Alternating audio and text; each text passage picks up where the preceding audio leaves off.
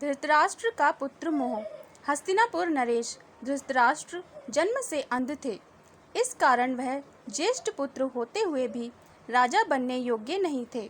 परंतु राजा पांडु एक गंभीर बीमारी का शिकार हो जाने की वजह से वन प्रस्थान कर गए थे और एक राज्य का सिंहासन रिक्त नहीं रखा जा सकता था।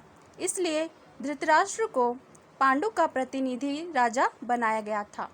एक बार राजसुख का स्वाद चख लेने वाले धृतराष्ट्र चाहते थे कि उनके बाद हस्तिनापुर का राजा उनका पुत्र दुर्योधन बने। इसी लालसा में उन्होंने न्याय और अन्याय में तर्क करना छोड़ दिया और अपने पुत्र की हर एक जाति को वह अनदेखा कर गए।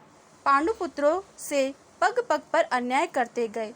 दुर्योधन ने भी पांडवों के लिए अपने हृदय में घृणा ही पाल रखी थी। भीम को जहर देकर नदी में डुबोना, लाक्षागृह में आग लगाकर पांडुपुत्रों और कुंती को जिंदा जला देने का षड्यंत्र, द्रौपदी चीरहरण, घृत क्रीड़ा में कपट करके पांडवों को वनवास भेजना और ना जाने ऐसे कई षड्यंत्र से उसने पांडवों का अनिष्ट करने की चेष्टा की थी।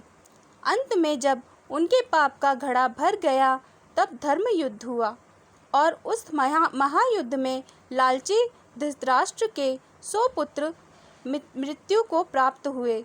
अपनी लालसा की वेदी पर अपने समस्त पुत्रों की बलि चढ़ा देने वाले धृतराष्ट्र ने युद्ध समाप्ति के बाद भी भीमसेन को अपनी भुजाओं में जकड़कर मार डालने का प्रयास किया था, लेकिन अंत में शर्मिंदा हो और हार स्वीकार कर धृतराष्ट्र पत्नी सहित वन चले जाते हैं। सार: लालच बुरी बला है। इसे करने वाले का अंत भी धृतराष्ट्र जैसा ही होता है, परास्त और अपमानित।